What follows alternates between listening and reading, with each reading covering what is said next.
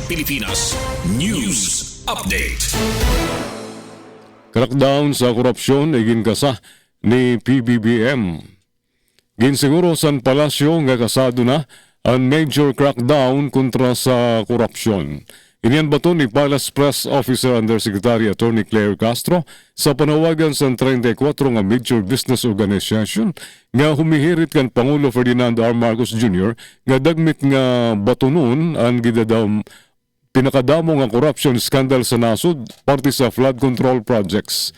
Sigun kan Castro, may ginihimo nga pitad ang Pangulo para tuldukan ang korupsyon nga niging papananglitan ang pagbugos, pagporma sa Independent Commission for Infrastructure nga nag-imbestigar sa anomalya sa flood control projects.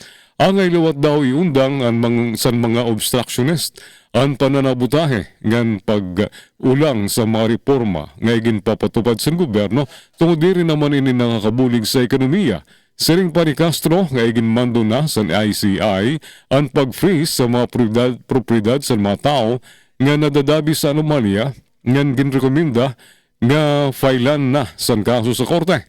Sigun kan Castro, batid ni Pangulo Marcos ang sentimento sa mga negosyante nga panuyo maon malaksi nga aksyon sa anomalya. Mga tapusan sa naton balita, Malacanang matabang sa pagbungkag sa DPWH.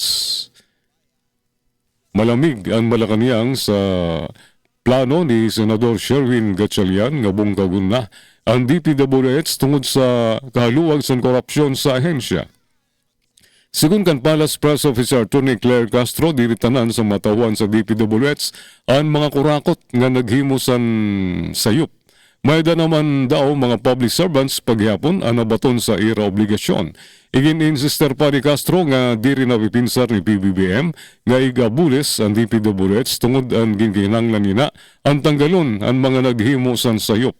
Madagmit naman daw matudlo kung sino ang mga naghimusan sayop ngan sa bulig liwat ni DPWH Secretary Vince Dizon, sigurado nga masisilhig atong mga tiwali nga opisyal. Ang aton news update, Jim Navilon, iutag notisya.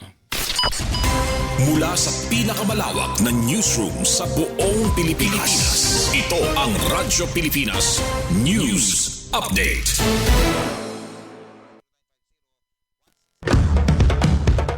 Ito ang Presidential Broadcast.